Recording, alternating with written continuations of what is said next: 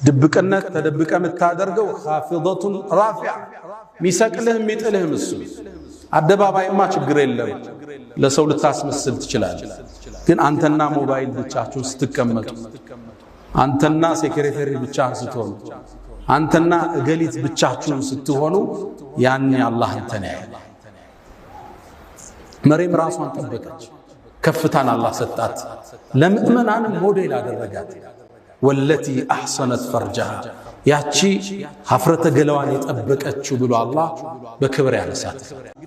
አሁን እጆች መሃል የዓለም ሴቶች አሉ ሞባይል ውስጥ። ይህን ፈተና ማለፍ ለዚህ ወጣት ፈታኝ የሆነበት ዘመን ተደብቆ የሚጎረጉረው ነገር ብዙ ነው።